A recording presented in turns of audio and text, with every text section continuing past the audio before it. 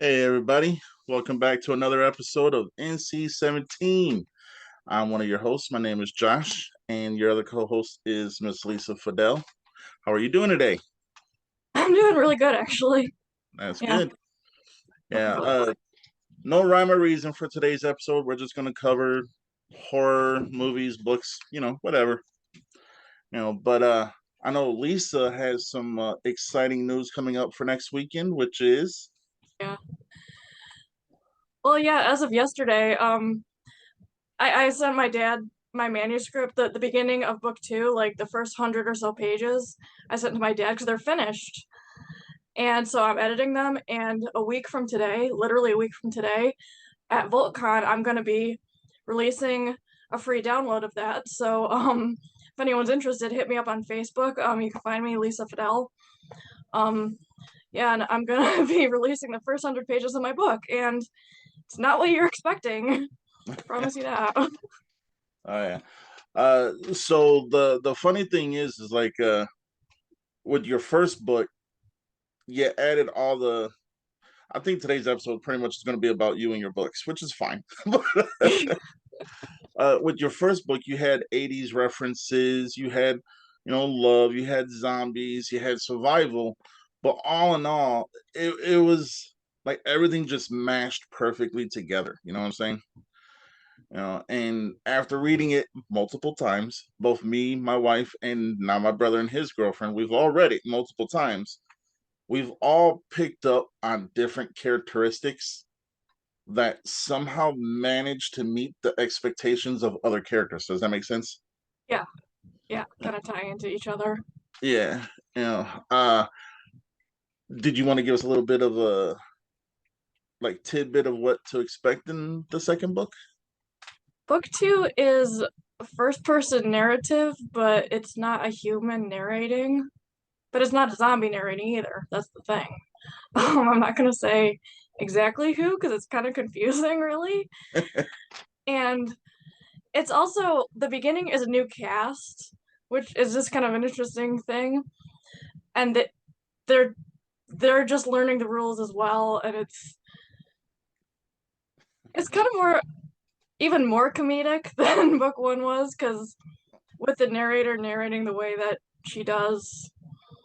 I call her Chelsea. She never like openly says like, "Oh, by the way, my name is Chelsea," but I call her Chelsea just for my own purposes. Um, Oh uh, yeah, and so like she's just like telling you the reader, like she's aware that she's telling a story to you, so she's yeah. telling the reader like, "Here's what I'm observing," and it's really neat. Oh yeah, yeah. That's good. Yeah, I actually look forward to reading it. It's I'm a big fan. Outside of being your friend and like co-host and everything, I am a fan. Yeah, You it's know, so and cool. Yeah. it's I will say that some stuff took me by surprise with the first book. Are there going to be a lot of surprises in the second book, or Oh yeah, yeah. yeah? All right. Certain characters that you do know that are there later. And then I realized that there was one plot point that I didn't exactly wrap up, but that's okay because I knew I was writing more. And it somehow just perfectly meshes into what I'm doing in book two. So I'm like, okay, well, there's the answer to that. Oh yeah, yeah. It's so in retrospect of writing book two, and you knew you were continuing the story from book one, but you wanted to add a new story. Hmm. How does that play into each other, or did you want that to be a surprise for people? Well, basically what ends up happening is the two groups kind of find each other. I'm kind of like I was inspired. This is gonna sound super nerdy, but it's exactly what you'd expect from me. That scene in Shaun of the Dead when like the two groups who look the same but are different groups. I'm just like, okay, so that's gonna be like the end of book two, and then going into book three. So like they combine the knowledge. So it's gonna be all the knowledge of everyone in one group going out and doing what they're trying to do. Oh yeah.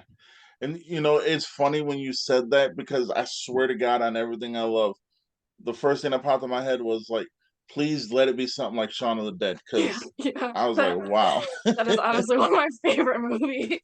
Oh yeah.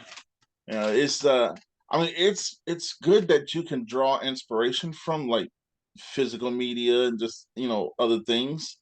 It's like as you're an author, I actually wrote a movie script, which I'm holding near and dear to my heart right now because I don't really want to. I want to play the cards right and see where it goes. You know what I'm saying?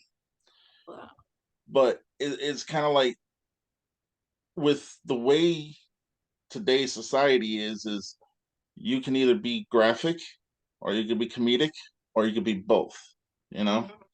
and it's just it's refreshing knowing that the new crop of writers such as yourself and Peggy Christie and Walter Esselman and I mean you three I know personally and all three of you write similar but you tell different stories which is great you know so it's good to know that the future of the like novel is in great hands and that's me speaking as a fan not as your friend or anything like that so you know but if there was one thing you could change from the first book what would that be? The typos? Am I allowed to say that? No, I'm kidding. No, my dad kind of reading through the book. My dad mentioned that you would have put like paragraph that would have looked a little nicer Oh, in okay. certain bits. That's that's just me being nitpicky, and that's the Hank inside me speaking. Oh yeah. So it being Also, Oct- I want to go back to a thing I said when I was talking about the book. I don't think it's not a spoiler. It's narrated by the zombie virus, the beginning of the book. okay, So that's that's well, interesting. That's which that's I it. call Chelsea. Oh yeah. Hey, no, Yeah. that's interesting. I don't think any story's ever been told by the virus, so that's a good thing. Yeah, I mean, because like Warm Bodies was told by the zombie itself, which I mean, I freaking love that book and that movie. But then I don't know, I was watching Spider-Man one day and I was thinking about the novel and I'm like, you didn't do anything interesting though. Like maybe try changing the narrator. And I was like, if the virus tells the story, like, so that's. Oh yeah, that's So then good. I had to go back to the beginning and change everything from like they did this to I did this or I thought this or I observed this. It's like, okay, well that's a rewrite, but it's Yeah, you got me excited about that second book now. So. that was more of a name drop there. I was trying to get everyone psyched. Oh yeah. So it being October and it being, the haunted month and everything, any good horror movies or horror stories you've seen this month that you haven't seen yet? Or that you haven't watched up until recently? You know, I actually just went out and bought Terrifier and Terrifier 2, which I haven't seen because like I know Terrifier 2 just came out, but I'm like I haven't seen the first one yet. But Yeah. I was at the store and I was like, they're right there. I kind of have to buy them. So that's my viewing for tomorrow. I'm pretty Uh, psyched. oh, you are in for a treat. Yeah. Like I watching Terrifier 1 for the first time, and I'm not gonna spoil nothing.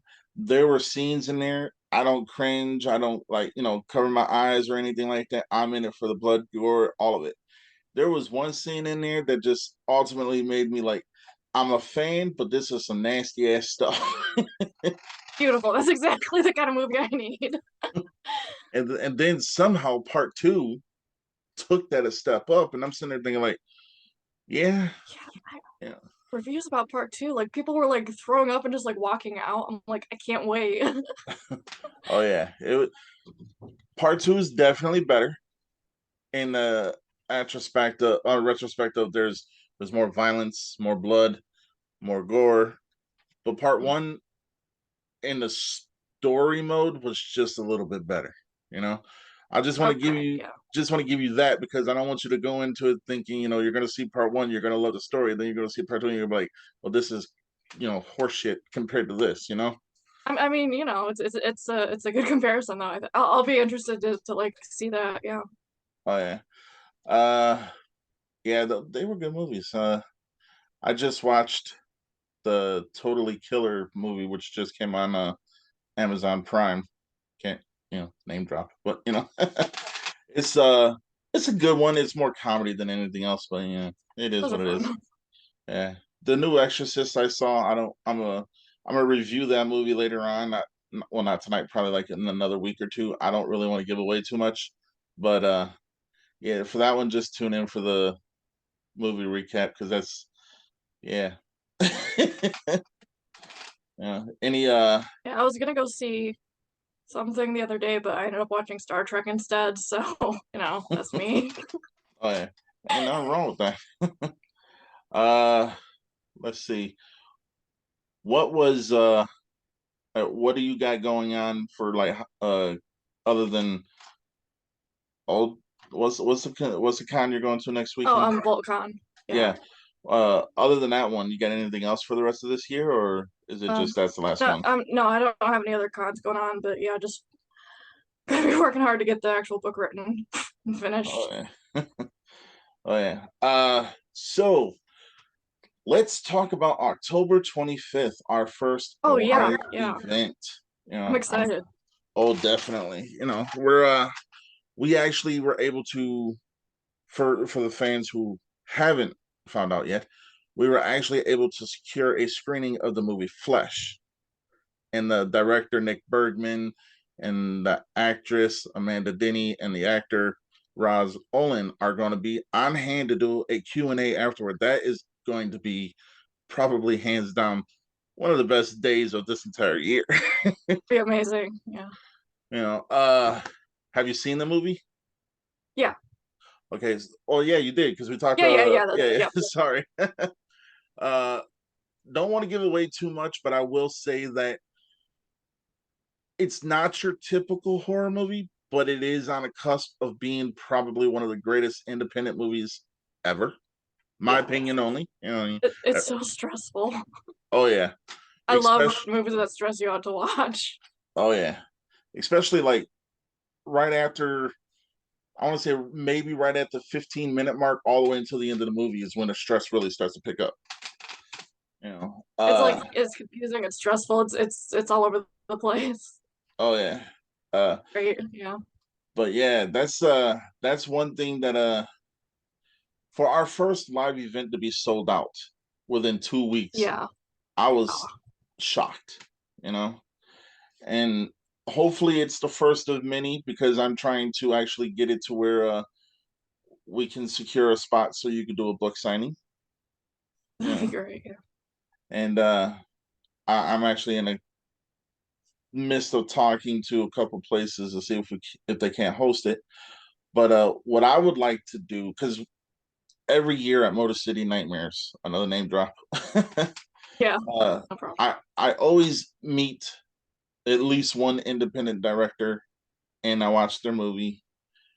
So I kind of want to, if you think this is a good idea, kind of want to try to go and do like one or two screenings a year, Mhm. and kind of like it ain't even got to be the independent movie. It could be just any movie as long as we're hosting and people are coming. That's something I think that everyone's going to be able to benefit from. You know, Yeah. but it's funny how that came about because at first I was just sitting there thinking like, you know, NC-17 it's got a following. I mean, it's not like got the biggest following, but it's got a following, Yeah. And I'm kind of like I want us to be able to leave a mark on the industry of like podcasts and stuff. And I think that we're heading in the right direction. I just think that we have to the way we've been doing it is awesome. It's great. But eventually I would like to move from like recording to actually maybe doing it live. What do you Doing it think live, about yeah, I that? think that's definitely yeah. Yeah. But yeah, getting this event together, it wasn't difficult, but it wasn't easy neither because timing had to be perfect. Like everyone's availability had to be perfect, and it just like for some reason like dominoes fell in order, and I reached out to the theater. They said Perfectly fine. Reached out to the director, cast. They said they could do it. I'm sitting there thinking like, this is phenomenal, you know. But I can honestly tell you, and I'm gonna give you your flowers, your credit, your props, whatever they call it nowadays. If not for you sticking with me through this journey, it probably would have been a lot more lackluster and a lot more slower for the simple fact because a one man or one person podcast can do good, you know. Yeah. Yeah. But having someone that you can bounce off of and someone that you can agree with, or even if we disagree, I mean, that's where it lies. And I've said it before and I'll say it again. You could have stayed where we were, but you chose to come and and stick with NC-17, which at the end of the day, I appreciate you. So yeah. Really. That's a lot of, it's a really good experience. uh, but I know that you're a big Star Trek fan. Oh yeah. I was actually just watching Star Trek earlier today. uh so controversial question, Star Trek or Star Trek The Next Generation? I mean, honestly, why not both? But I mean, like, for me, I like the original series because like it's classic. It's got the conflict between Bones and Spock, the ego of Kirk. It's got like so much. There's so much there, and just so much culture. But it's so cheesy. Like there's so much cheese there. It's fun to make fun of. And then you get to the original series, and there's like there's more character depth. There's bigger crew. More introductions of like conflict. And then they introduced Q, of course, who I love.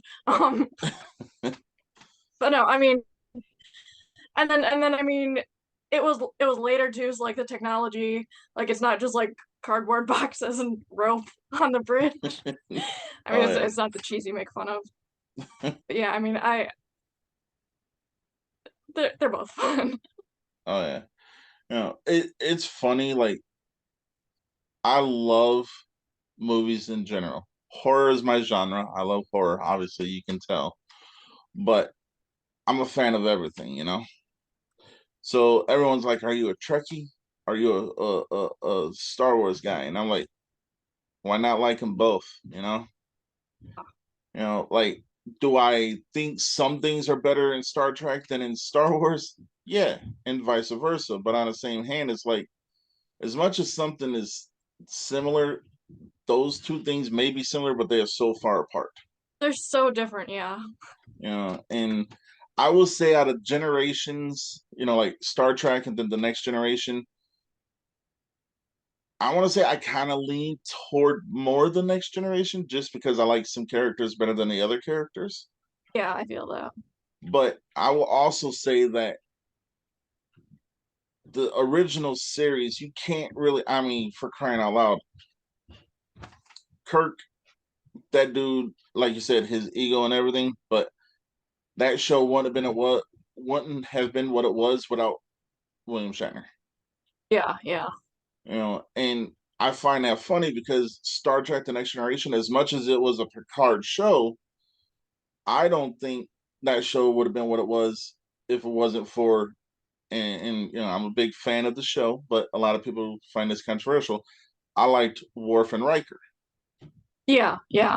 You know, They're huge for it. and like I've had that conversation with people, and they're like, "What? No, that's a Picard show." I'm like, "Is it really?" Yeah, no. So, but I'm waiting for someone to come up with a genius idea of making a horror Star Trek or a horror Star Wars. Huh, yeah. That would be. I think that would be cool. You know, Yeah. I don't quite. Well, in a way, they kind of already did with I mean, we kind Starship of got that for Troopers. a second in that last episode of Ahsoka. There was kind of those zombie-ish troopers, but Oh yeah, hands down, dork. Ahsoka. Oh yeah, she's So my good. favorite character of all time. Like Ahsoka is my favorite Star Wars character of all time. And a lot of people's like, "What?" I'm like, don't blame me. I just like that character. uh, yeah, it's just like I said, there's no rhyme or reason for this episode, so I mean we're gonna cover pretty much a little bit of everything. But I would like to go back to your book for a minute and say, are there gonna be any 80s references in the second book? Yeah. Oh my gosh, yes. Like, I don't know if you saw that Facebook post I made about how there's so much useless trivia in my book. Oh yeah. That's just that was literally just code for I spend way too much time on IMDb. Oh yeah. It's Yeah. I mean, there was no reason for that one paragraph about the Blues Brothers to exist, but it does, and it's staying. Sorry. Oh no, it's oh good. You know, it's funny. I went back and recently read the book again, right?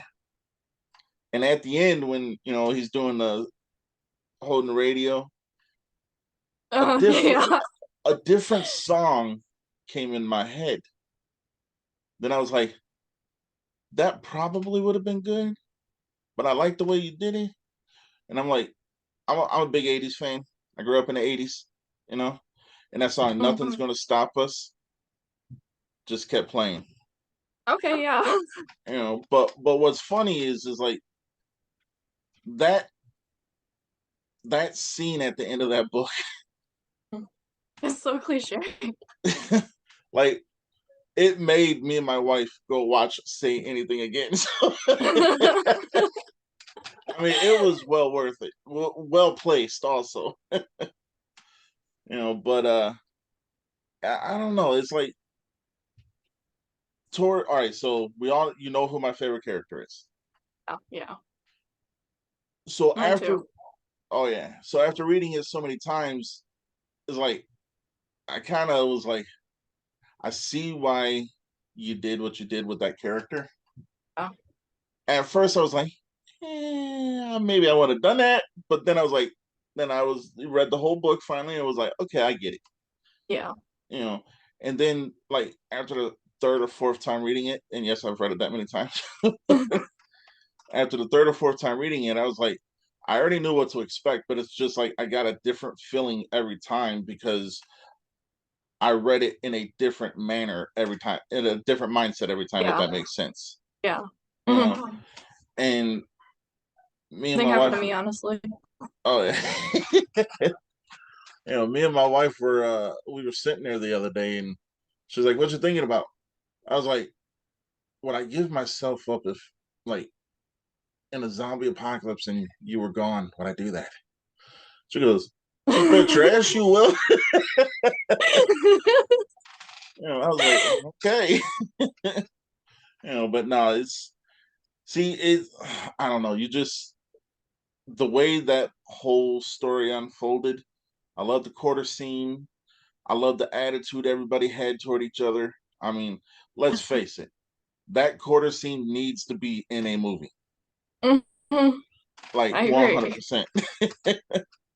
And what's funny is like the first time my wife read it, she was like, "I'm gonna look at quarters a different way now." I was like, "I think everybody is."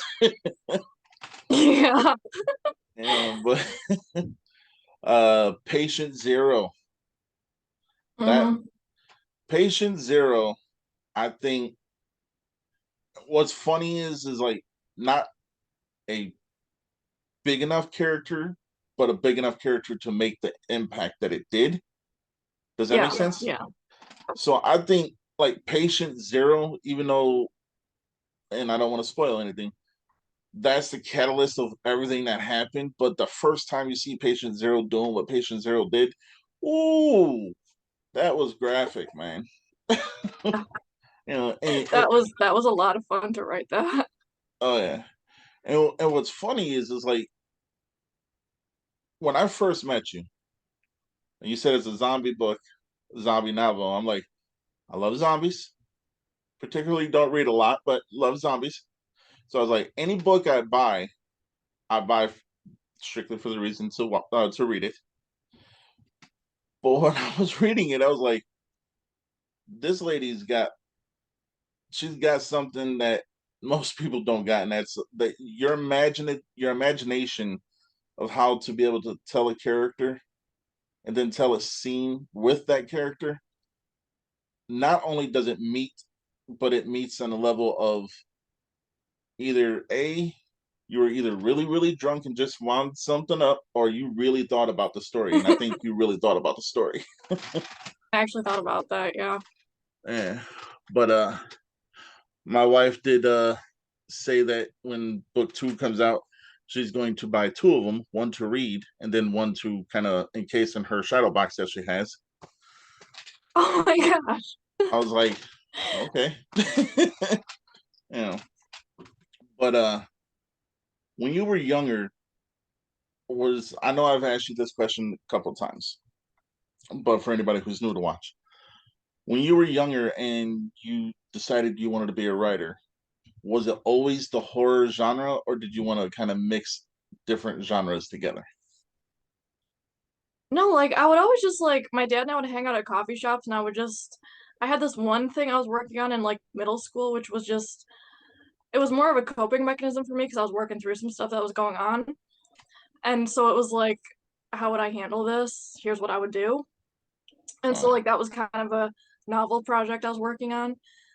And then I got to like writing like cheesy romance, like I had a crush on someone and I was like, I'll make a character that's like him and a character that's like me. And then I just like wrote that story. And then I just one day just randomly said, what would I ever write if I wrote a zombie book? And I came up with the idea of the infection and then I came up with the idea of a character like Adrian. And I'm just uh, like, I should write a book. I should do it. And I have a lot of like short stories just from like school and whatnot yeah. that are still just saved on my laptop.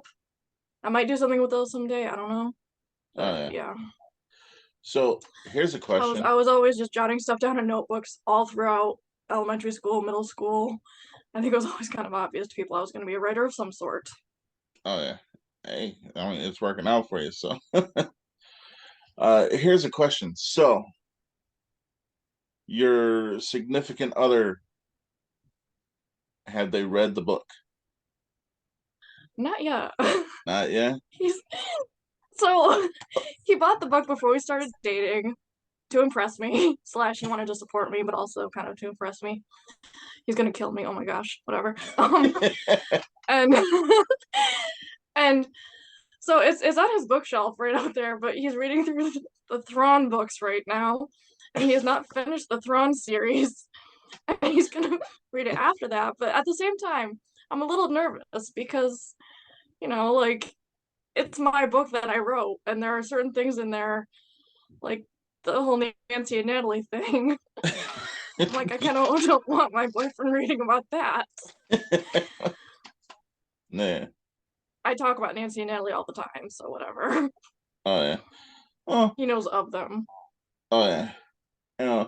Well, see, here's the thing. Sometimes, and like my wife, not the biggest horror fan. Like, especially watching movies with me, I scare the hell out of her all the time. Mhm. But she read the script that I wrote, and halfway through it, like when she got through the first two kills, she's like, "I'm done." I was like, "Well, no, you got to read the whole thing because I want your input. Tell me if it's good, if it's crap, or whatever." And so she read the whole thing, and she's sitting there. Once she read the whole thing, she looked at me and she said, "Something bad happened to you as a child, huh?" I was like, "No, I'm perfectly fine."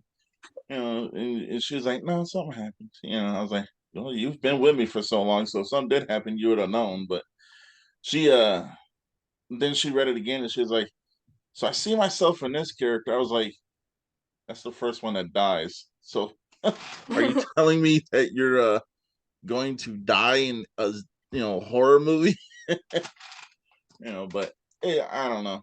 Sometimes it's good getting the opinion of the people you're with or you're around all the time, just so because they really know who you are, you know. And it's kind of like you can It'll just be always, interesting. yeah. So I don't know, but yeah, we got about 10 minutes, well, about 9 minutes left. Uh, Yeah.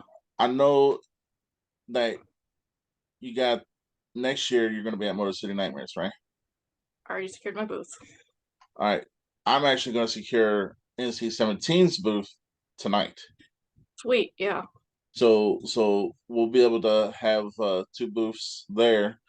Uh, we will have merchandise. We will have shirts. I'm trying to get other things, but we will have shirts. Uh, Prices and stuff like that. We'll post all that stuff later. But we're gonna have some fun, and I'm gonna have one of my friends there dressed up as cosplay with us. So you know, it's gonna be fun. But October 25th, anybody who's interested, we have limited seats left because we had some friends that bought tickets to donate to give away. So if anyone's interested, we do have a few seats available.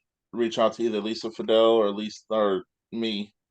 And on Facebook, Joshua, and I almost called myself Lisa Fidel, but We all yeah. know who you are. You're fine. Yeah, reach out to one of us if you're interested and you want to secure a seat, and we can definitely get your information and get you in there. I'm not going to say how many seats are available because I don't want to get a bum rush of people. So I'll just say there's limited seats left. And we will be there, obviously, because we're hosting it. Yep. The cast and director of Flesh and the people who run Wendigo Pictures are going to be there. That would be Nick Bergman, Amanda Denny, and Roz Oland. And on top of that, you can come dressed up. Best dressed costume will get a prize. They're going to have merchandise there for you to buy if you want to buy posters, stickers, magnets, all that stuff.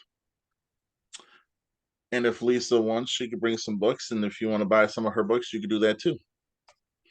I always have them in my car. There you go. uh, Ultimately, we appreciate everybody who watches us. We appreciate everybody who supports us, and we really appreciate just the love that you guys have shown thus far. But there's bigger things to come. That's Oh yeah. what I want to kind of get out there. Is there's going to be bigger things to come, and we're going to have more guests on the show. We don't got to have guests all the time. Sometimes it's best just to have the two of us. And look forward to Lisa's new book. Is there a title for the book yet? Show don't tell, a creature feature. All right. And you Oh, could we'll learn look. what that means when you read it. Oh yeah. And you could buy her book on Amazon, right? Yeah. I think And it's also available on like Nook, but yeah, Amazon's the easiest place to get it.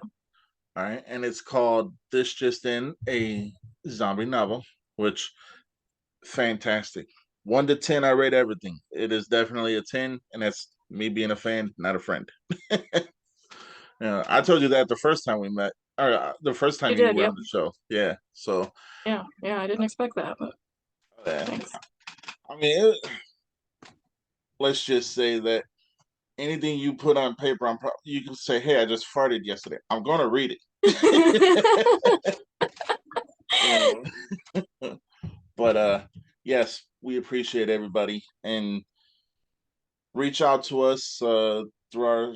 Well, you can reach out to me on Instagram or Facebook. Just look up Josh Wynn. Lisa, your socials. Yeah, just Lisa Fidel on Instagram, Facebook, yeah, easy to find. Yeah. And if you are interested in a NC-17 shirt, which we will be wearing wherever we are at a live event, just reach out. We'll come up with the pricing and everything and what size you need and everything, and we'll figure something out. But just reach out if you are interested. So, because we are trying to go from here to go to there. So, that being said, this has been NC-17. I would like to thank Lisa for always being my partner in crime. Think her camera froze. Absolutely. Oh, there we go. Okay, okay, yeah. I have unstable connection right now. Oh yeah. It's time to wrap up. Anything you'd like to add before we leave? Um, I guess the pressure's officially on to finish book two. Yes, yes. Stay tuned for future updates on book two, release dates, all the good goriness that she's going to have in book two. I'm sure is going to amplify what happened in book one. I can probably guarantee that. And I will say, tomorrow's not given, so love the ones you love today. Yeah. That being said, we're about to leave. Later.